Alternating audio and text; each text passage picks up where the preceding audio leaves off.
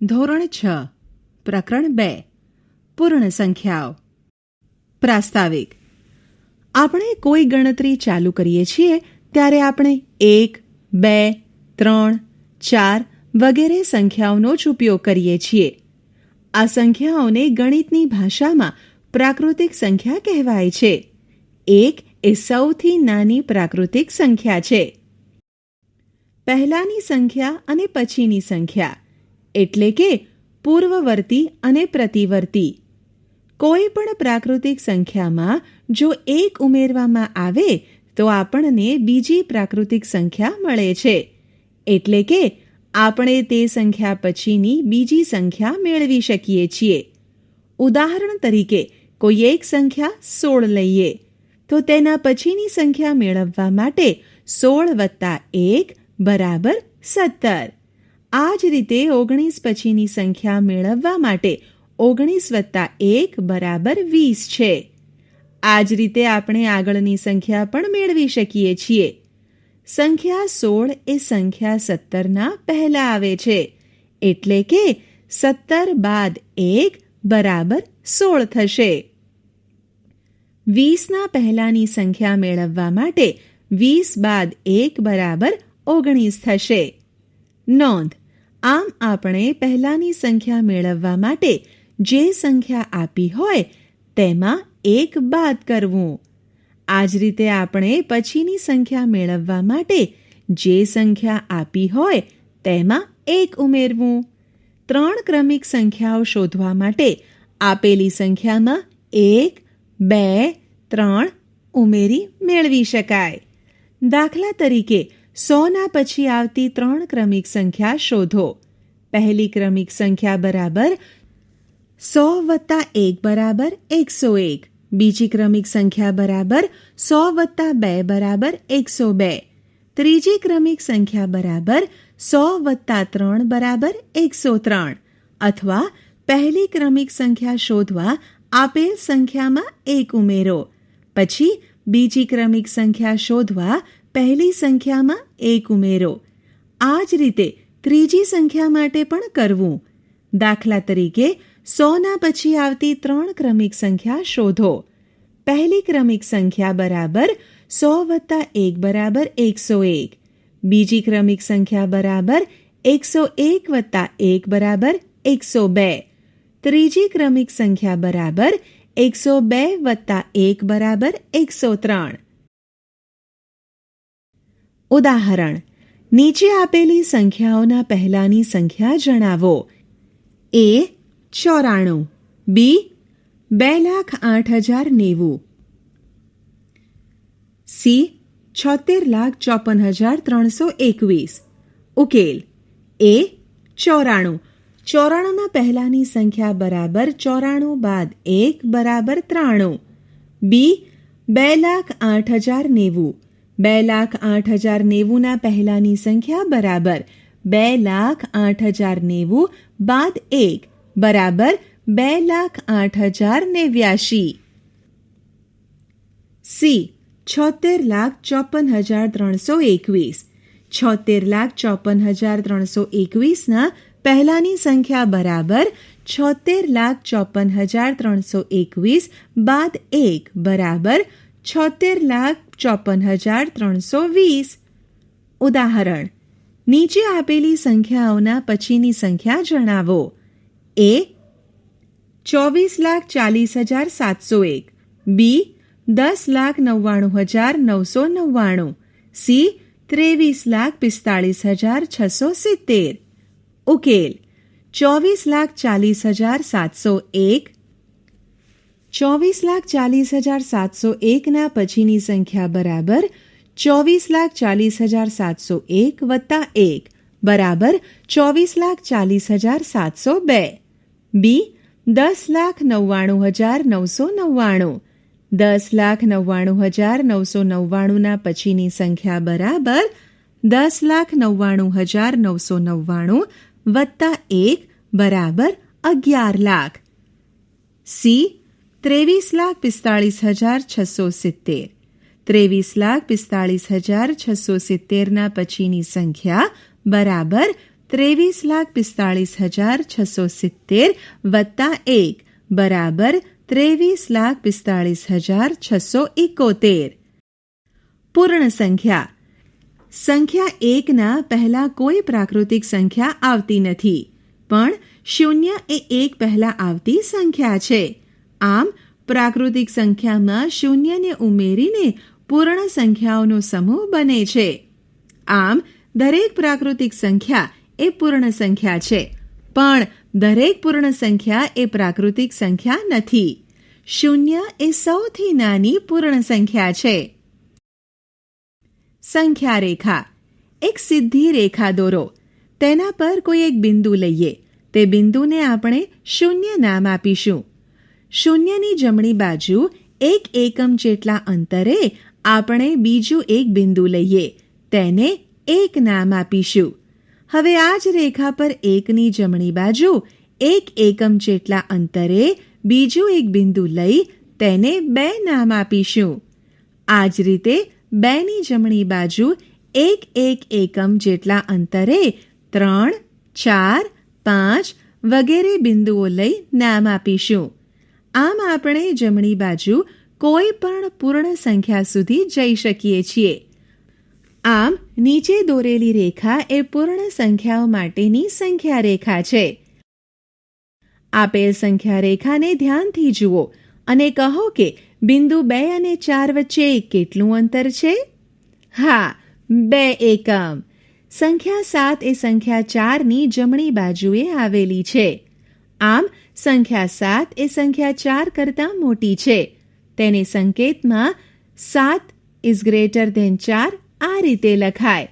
આ જ રીતે સંખ્યા 8 એ સંખ્યા 6ની જમણી બાજુએ આવેલી છે. આમ સંખ્યા 8 એ સંખ્યા 6 કરતાં મોટી છે. તેને સંકેતમાં 8 ઇઝ ગ્રેટર ધેન 6 આ રીતે લખાય. આમ આપણે કહી શકીએ કે જો સંખ્યા રેખા પર કોઈ એક સંખ્યા બીજી સંખ્યાની જમણી બાજુએ આવેલી હોય તો તે સંખ્યા મોટી સંખ્યા છે, અને જો સંખ્યા રેખા પર કોઈ એક સંખ્યા બીજી સંખ્યાની ડાબી બાજુએ આવેલી હોય તો તે સંખ્યા નાની સંખ્યા છે તેમ કહી શકાય. ઉદાહરણ તરીકે 4 એ સંખ્યા 9ની ડાબી બાજુએ આવેલી સંખ્યા છે. આમ સંખ્યા 4 એ 9 કરતાં નાની છે. તેને સંકેતમાં 4 ઇઝ લેસ ધેન 9 આ રીતે લખાય. સંખ્યા 5 એ સંખ્યા 12ની ડાબી બાજુએ આવેલી સંખ્યા છે. આમ સંખ્યા 5 એ સંખ્યા 12 કરતાં નાની છે. તેને સંકેતમાં 5 ઇઝ લેસ ધેન 12 આ રીતે લખાય. સંખ્યા રેખા પર 30, 12, 18નું સ્થાન દર્શાવો. 30ની ડાબી બાજુ કઈ સંખ્યા આવેલી છે? સંખ્યા 12 અને 18 એ સંખ્યા 30ની ડાબી બાજુએ આવેલી છે. સંખ્યા 12 અને 18માંથી કઈ સંખ્યા જમણી બાજુએ આવેલી છે? સંખ્યા 18 એ સંખ્યા 12ની જમણી બાજુએ આવેલી છે. આમ આપણે સંખ્યા રેખા દોરતા તથા કઈ સંખ્યા મોટી અને કઈ સંખ્યા નાની તે જોઈ ગયા. ચાલો હવે આપણે સંખ્યા રેખા પર સંખ્યાઓના સરવાળા કેવી રીતે થાય તે ઉદાહરણ દ્વારા સમજીએ.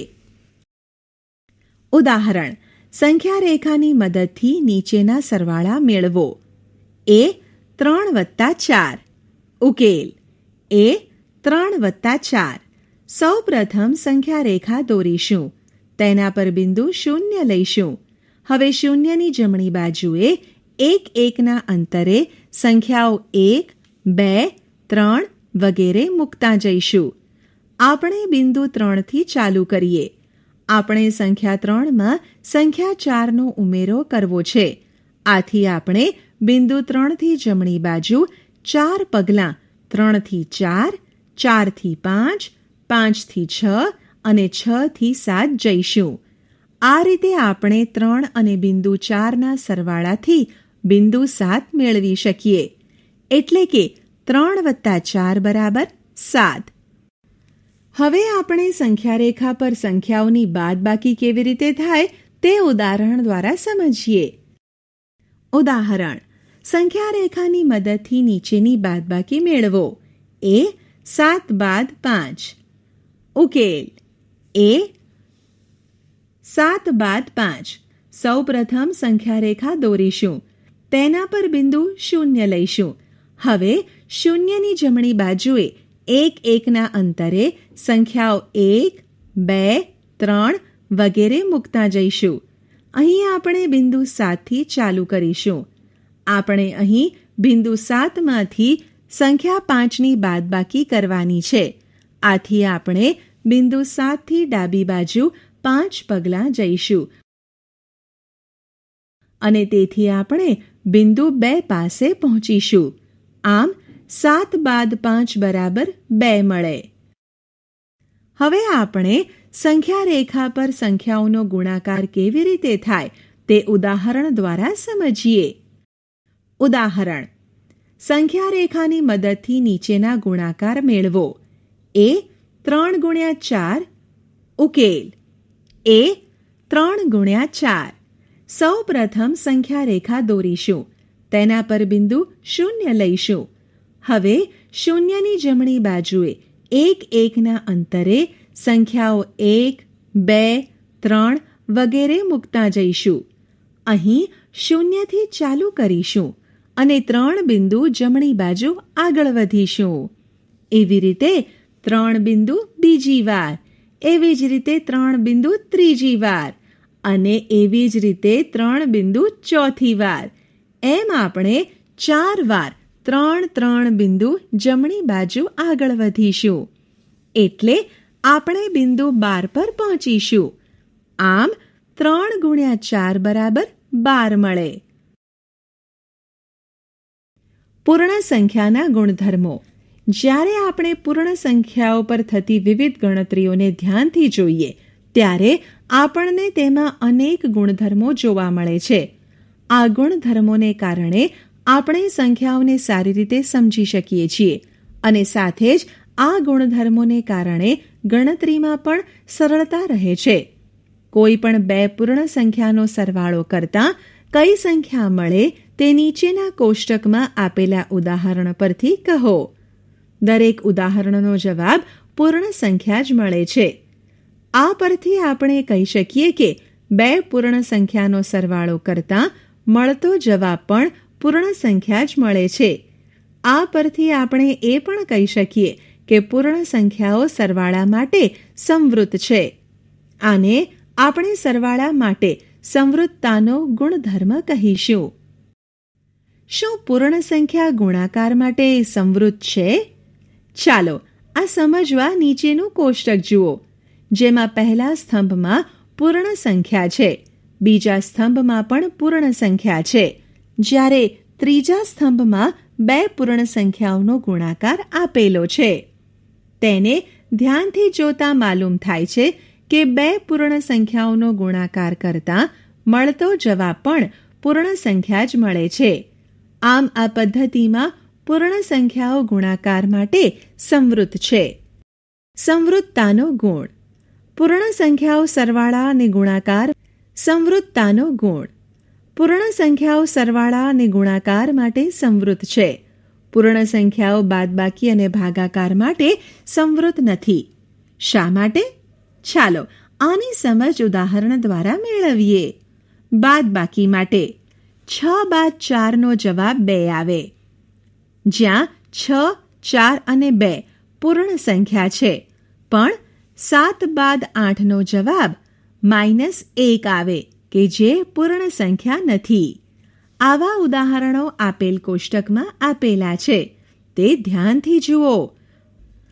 આમ પૂર્ણ સંખ્યાઓ બાદબાકી માટે સંવૃત નથી.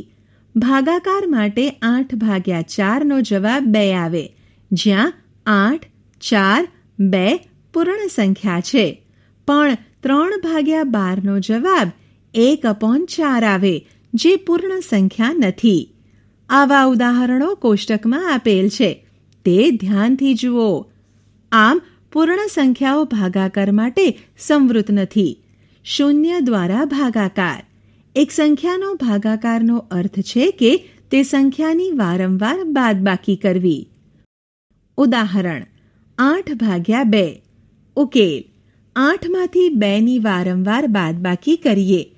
જેમ કે પહેલી વખત 8માંથી 2 બાદ કરતા જવાબ 6 આવે. બીજી વખત 6માંથી 2 બાદ કરતા જવાબ 4 આવે. ત્રીજી વખત 4માંથી 2 બાદ કરતા જવાબ 2 આવે. ચોથી વખત 2માંથી 2 બાદ કરતા જવાબ 0 આવે. આમ આપણે 8માંથી 4 વખત 2ની બાદબાકી કરતા જવાબ 0 આવ્યો. આમ આપણે 8/4 બરાબર 4 લખીશું. આમ આ ઉદાહરણ પરથી આપણે એટલું કહી શકીએ કે ભાગાકાર એટલે કે સંખ્યાની વારંવાર બાદબાકી. ચાલો આવું જ બીજું એક ઉદાહરણ લઈએ. ઉદાહરણ 2/0. ઉકેલ: 2માંથી 0ની વારંવાર બાદબાકી કરીએ. જેમ કે પહેલી વખત 2માંથી 0 બાદ કરતા જવાબ 2 આવે. બીજી વખત 2માંથી 0 બાદ કરતા જવાબ 2 આવે. ત્રીજી વખત 2માંથી 0 બાદ કરતા જવાબ 2 આવે. ચોથી વખત 2માંથી 0 બાદ કરતા જવાબ 2 આવે. અહીં દરેક વખતે બાદબાકી કરતા આપણને જવાબ 2 જ મળે છે. આ પ્રક્રિયાનો કોઈ અંત નથી. આથી આપણે 2/0 ને વ્યાખ્યાયિત કરી શકતા નથી. સરવાળા અને ગુણાકાર માટે ક્રમનો નિયમ. નીચે આપેલ સંખ્યા રેખા જુઓ. પહેલી સંખ્યા રેખામાં 3+2 નો જવાબ 5 દર્શાવે છે, જ્યારે બીજી સંખ્યા રેખામાં 2+3 નો જવાબ 5 દર્શાવે છે. આ જ રીતે ત્રીજી સંખ્યા રેખામાં 5+3 નો જવાબ 8 દર્શાવે છે, જ્યારે ચોથી સંખ્યા રેખામાં 3+5 નો જવાબ 8 દર્શાવે છે. આમ આપણે પહેલી અને બીજી સંખ્યા રેખા પરથી 3+2 બરાબર 2+3 કહી શકીએ. એ જ રીતે ત્રીજી અને ચોથી સંખ્યા રેખા પરથી 5+3 બરાબર 3+5 કહી શકીએ. આમ આપેલ પૂર્ણ સંખ્યાઓનો ક્રમ બદલવાથી તેમના સરવાળાના પરિણામમાં કોઈ જ ફેર પડતો નથી. તેથી પૂર્ણ સંખ્યાઓ માટે સરવાળો સમક્રમી છે. આ ગુણ સરવાળાના ક્રમનો નિયમ કહેવાય છે. અહીં દર્શાવેલ 2 આકૃતિઓ જુઓ. પહેલી આકૃતિમાં ખુરશીઓની ગોઠવણી હાર અને સ્તંભના પ્રમાણમાં જોતા 6 × 8 બરાબર 48 ખુરશીઓ મળે છે. બીજી આકૃતિમાં ખુરશીઓની ગોઠવણી હાર અને સ્તંભના પ્રમાણમાં જોતા 8 × 6 બરાબર 48 ખુરશીઓ મળે છે. આમ બંને આકૃતિ પરથી આપણે કહી શકીએ કે 6 × 8 બરાબર 8 × 6 થાય. આમ બે પૂર્ણ સંખ્યાઓનો ગુણાકાર કોઈ પણ ક્રમમાં કરો તો જવાબ સમાન જ મળે છે. આ પરથી આપણે કહી શકીએ કે ગુણાકાર એ પૂર્ણ સંખ્યા માટે સમક્રમી છે. આમ પૂર્ણ સંખ્યા માટે સરવાળા અને ગુણાકાર બંને સમક્રમી છે. પૂર્ણ સંખ્યા બાદબાકી અને ભાગાકાર માટે સમક્રમી નથી. શા માટે? આની સમજ ઉદાહરણ દ્વારા મેળવીએ. બાદબાકી માટે 10 બાદ 4 નો જવાબ 6 મળે, જ્યાં 10, 4 અને 6 પૂર્ણ સંખ્યા છે. પણ 4 બાદ 10 નો જવાબ -6 મળે છે, જે પૂર્ણ સંખ્યા નથી. આવા ઉદાહરણો આપેલ કોષ્ટકમાં આપેલ છે, તે ધ્યાનથી જુઓ. આમ પૂર્ણ સંખ્યાઓ બાદબાકી માટે સમક્રમી નથી. ભાગાકાર માટે 12/4 નો જવાબ 3 મળે, જ્યાં 12, 4 અને 3 પૂર્ણ સંખ્યા છે. પણ 4/12 નો જવાબ 1/3 મળે, જે પૂર્ણ સંખ્યા નથી. આવા 2-3 ઉદાહરણો આપેલ કોષ્ટકમાં આપેલા છે, તે ધ્યાનથી જુઓ. આમ પૂર્ણ સંખ્યાનો ભાગાકાર માટે સમક્રમી નથી. સરવાળા અને ગુણાકારના જૂથનો નિયમ. અહીં આપણને 2 રકમ આપેલ છે, તેને ધ્યાનથી જુઓ. પહેલી રકમ A માં પહેલા 2 અને 3 ને જોડીને મળતા સરવાળામાં 4 જોડતા જવાબ 9 આવે છે, જ્યારે બીજી રકમ બીમાં પહેલા 3 અને 4ને જોડીને મળતા સરવાળામાં 2 જોડતા જવાબ 9 આવે છે. આ બંને પરિણામો સમાન છે. આ જ રીતે 5 + 7 + 3 બરાબર 12 + 3 બરાબર 15 અને 5 + 7 + 3 બરાબર 5 + 10 બરાબર 15. આ પૂર્ણ સંખ્યાઓનો સરવાળો માટેનો જૂથનો નિયમ કહેવાય છે. ઉદાહરણ: 234, 197 અને 103 અંકોને ક્રમમાં ગોઠવી સરવાળો કરો. 234 + 197 + 103 બરાબર 234 + 197 + 103 બરાબર 234 + 300 બરાબર 534. ગુણાકારનો જૂથનો નિયમ. અહીં આપેલ આકૃતિઓને ધ્યાનથી જુઓ અને આકૃતિમાં દર્શાવેલ બિંદુઓની ગણતરી ગુણાકારની મદદથી મેળવીએ. આકૃતિ એમાં આપણી પાસે પ્રત્યેક ખાનામાં 2 × 3 બિંદુ છે અને આવા 4 ખાના છે. આમ બિંદુઓની કુલ સંખ્યા બરાબર 2 × 3 × 4 બરાબર 6 × 4 બરાબર 24 થાય. આકૃતિ બીમાં પ્રત્યેક ખાનામાં 3 × 4 બિંદુ છે અને આવા 2 ખાના છે. આમ બિંદુઓની કુલ સંખ્યા બરાબર 2 × 3 × 4 બરાબર 2 × 12 બરાબર 24 થાય. આ જ રીતે ઉદાહરણ: 12 × 35 શોધો. ઉકેલ: ગુણાકારનો જૂથનો નિયમ. અહીં આપેલ આકૃતિઓને ધ્યાનથી જુઓ અને આકૃતિમાં દર્શાવેલ બિંદુઓની ગણતરી ગુણાકારની મદદથી મેળવીએ. આકૃતિ એમાં આપણી પાસે પ્રત્યેક ખાનામાં 2 × 3 બિંદુ છે અને આવા 4 ખાના છે. આમ બિંદુઓની કુલ સંખ્યા બરાબર 2 × 3 × 4 બરાબર 6 × 4 બરાબર 24 થાય. આકૃતિ બીમાં પ્રત્યેક ખાનામાં 3 × 4 બિંદુ છે અને આવા 2 ખાના છે. આમ બિંદુઓની કુલ સંખ્યા બરાબર 2 × 3 × 4 બરાબર 2 × 12 બરાબર 24 થાય. આ જ રીતે આપણે 5 × 6 × 2 અને 5 × 6 × 2 નો જવાબ મેળવીએ.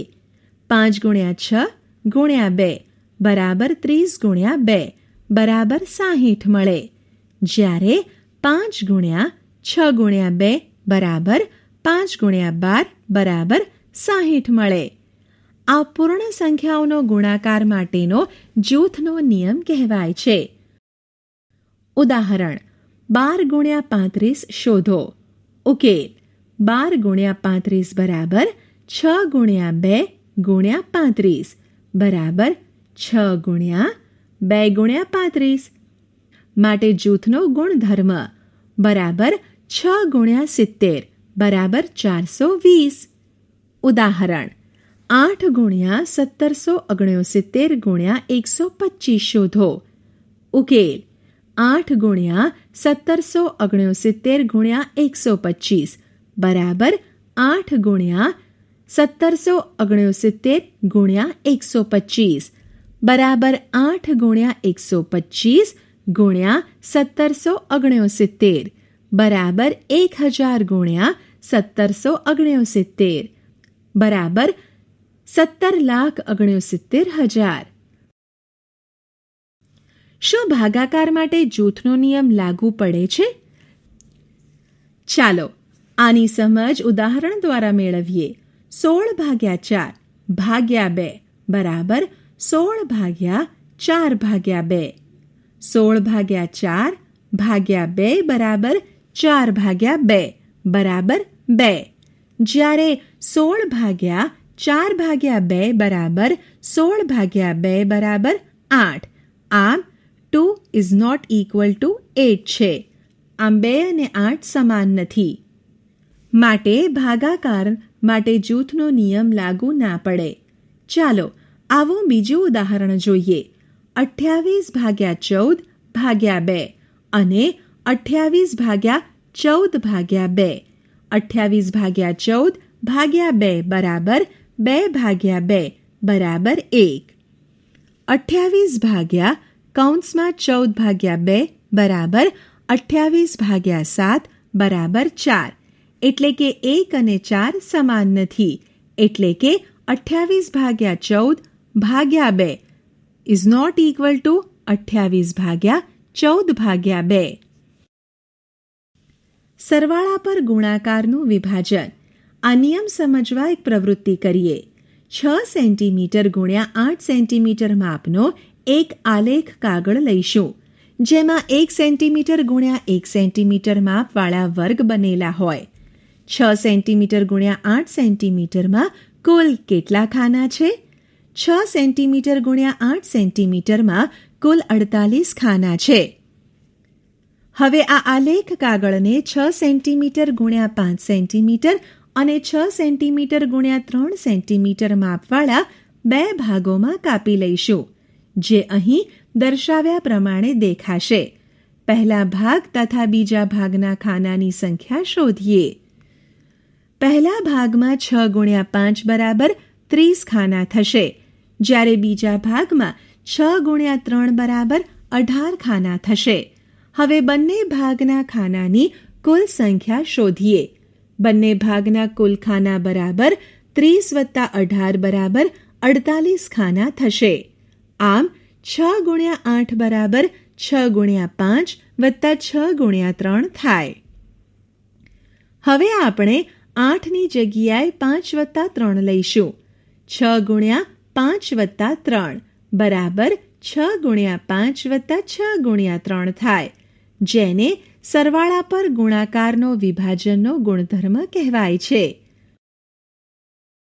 પૂર્ણ સંખ્યાઓનું સ્વરૂપ. આપણે સંખ્યાઓને બિંદુઓ દ્વારા પ્રારંભિક આકારના રૂપમાં વ્યવસ્થિત કરીશું. જે આકાર આપણે લઈએ છીએ તે છે 1 એક રેખા, 2 એક ચોરસ, 3 એક ગોળ અને 4 એક ત્રિકોણ. પ્રત્યેક સંખ્યાને આ આકારોમાંથી એક આકારમાં વ્યવસ્થિત હોવું જોઈએ. પ્રત્યેક સંખ્યાને એક રેખાના રૂપમાં વ્યવસ્થિત કરી શકાય છે. સંખ્યા 5ને આ પ્રમાણે વર્ણવી શકાય. કેટલીક સંખ્યાઓને ચોરસના રૂપમાં દર્શાવી શકાય, જેમ કે સંખ્યા 4, 6 અને 9. કેટલીક સંખ્યાઓને ત્રિકોણના રૂપમાં દર્શાવી શકાય, જેમ કે સંખ્યા 3, 6 અને 10. કેટલીક સંખ્યાઓને ગોળના રૂપમાં દર્શાવી શકાય, જેમ કે સંખ્યા 4. સંખ્યા 1 વિશેષ સંખ્યા છે અને તેમાંથી કોઈ આકાર બનાવી શકાય નહીં. સરવાળા, બાદબાકી, ગુણાકાર અને ભાગાકારની કેટલીક ટૂંકી રીતોથી જવાબ કેવી રીતે મેળવવો એના કેટલાક ઉદાહરણો આપેલ છે, તે ધ્યાનથી જુઓ. 1 117 વત્તા 9. 117 વત્તા 9 બરાબર 117 વત્તા 10 માઇનસ 1 બરાબર 127 બાદ 1 બરાબર 126. 2 117 બાદ 9. 117 બાદ 9 બરાબર 117 બાદ 10 વત્તા 1 બરાબર 107 વત્તા 1 બરાબર 108. 3 96 ગુણ્યા 5. 96 ગુણ્યા 5 બરાબર 96 ગુણ્યા 10/2 બરાબર 960/2 બરાબર 480. 4 96 ગુણ્યા 25. 96 ગુણ્યા 25 બરાબર 96 ગુણ્યા 100 ભાગ્યા 4 બરાબર 9600 ભાગ્યા 4 બરાબર 2400. 5 96 ગુણ્યા 125. 96 ગુણ્યા 125 બરાબર 96 ગુણ્યા 1000/8 બરાબર 96000/8 બરાબર 12000. 6 64 ગુણ્યા 5. 64 ગુણ્યા 5 બરાબર 64 ગુણ્યા 10/2 બરાબર 32 ગુણ્યા 10 બરાબર 320. 7 64 ગુણ્યા 15. 64 ગુણ્યા 15 બરાબર 64 ગુણ્યા 30/2 બરાબર 32 ગુણ્યા 30 બરાબર 32 ગુણ્યા 10 ગુણ્યા 3 બરાબર 320 ગુણ્યા 3 બરાબર 960. આપણે શી ચર્ચા કરી? 1. સંખ્યાઓ 1, 2, 3 વગેરે જેમનો પ્રયોગ આપણે ગણવા માટે કરીએ છીએ તે પ્રાકૃતિક સંખ્યાઓ કહેવાય છે. 2. જો તમે કોઈ પ્રાકૃતિક સંખ્યામાં 1નો ઉમેરો કરો તો તમને એનો પ્રતિવર્તી મળે છે. જો તમે પ્રાકૃતિક સંખ્યામાંથી 1નો ઘટાડો કરો તો તમને એના પૂર્વવર્તી મળે છે. 3. પ્રત્યેક પ્રાકૃતિક સંખ્યાનો એક પ્રતિવર્તી હોય છે. 1ને છોડીને પ્રત્યેક પ્રાકૃતિક સંખ્યાનો એક પૂર્વવર્તી હોય છે. 4. જો પ્રાકૃતિક સંખ્યાઓના સંગ્રહમાં આપણે સંખ્યા શૂન્યનું જોડાણ કરીએ તો આપણને પૂર્ણ સંખ્યાનો સંગ્રહ પ્રાપ્ત થાય છે. આ રીતે સંખ્યાઓ 0, 1, 2, 3 વગેરે પૂર્ણ સંખ્યાઓનો સંગ્રહ બનાવે છે. 5. પ્રત્યેક પૂર્ણ સંખ્યાનો એક પ્રતિવર્તી હોય છે. 0ને છોડીને પ્રત્યેક પૂર્ણ સંખ્યાનો એક પ્રતિવર્તી હોય છે. 6. દરેક પ્રાકૃતિક સંખ્યાઓ પૂર્ણ સંખ્યાઓ પણ હોય છે, પરંતુ બધી જ પૂર્ણ સંખ્યાઓ પ્રાકૃતિક સંખ્યાઓ નથી. 7. આપણે એક રેખા લઈએ, તેના પર એક બિંદુ અંકિત કરીએ, જેને 0થી નામાંકિત કરીએ છીએ. ત્યારબાદ આપણે 0ની જમણી બાજુ સમાન જગ્યા પર બિંદુ અંકિત કરતા જઈએ છીએ, જેને ક્રમશઃ 1, 2, 3 વગેરેથી નામાંકિત કરીએ છીએ. આ રીતે આપણને એક સંખ્યા રેખા મળે છે, જેના ઉપર પૂર્ણ સંખ્યાઓને દર્શાવવામાં આવે છે. આપણે આ સંખ્યા રેખા પર સરળતાથી સંખ્યાઓના સરવાળા, બાદબાકી, ગુણાકાર જેવી પ્રક્રિયાઓ કરી શકીએ છીએ. 8. સંખ્યા રેખા પર જમણી બાજુ જતાં અનુરૂપ સરવાળો મળે છે, જ્યારે ડાબી બાજુ જતાં અનુરૂપ બાદબાકી મળે છે. 0થી શરૂઆત કરીને સમાન સ્થળે ગુણાકાર પ્રાપ્ત થાય છે. 9. બે પૂર્ણ સંખ્યાઓનો સરવાળો હંમેશા એક પૂર્ણ સંખ્યા જ મળે છે. આ જ રીતે બે પૂર્ણ સંખ્યાઓનો ગુણાકાર હંમેશા એક પૂર્ણ સંખ્યા મળે છે.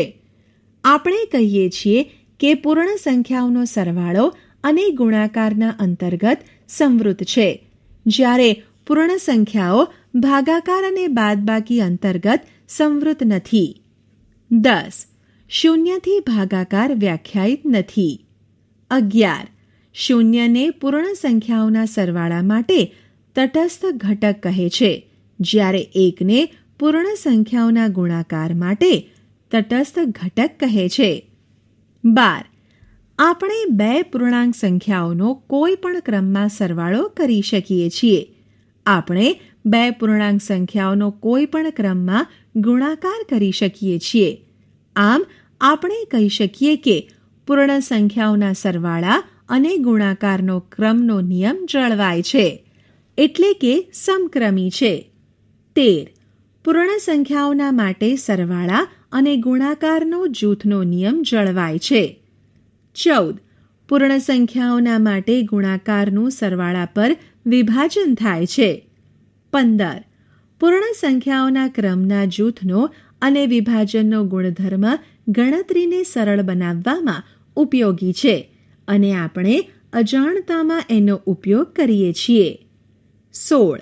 સંખ્યાઓના સ્વરૂપ ફક્ત રસપ્રદ નથી, પરંતુ મૌખિક ગણતરીમાં મુખ્યત્વે ઉપયોગી હોય છે અને સંખ્યાઓના ગુણધર્મો સમજવામાં મદદ કરે છે.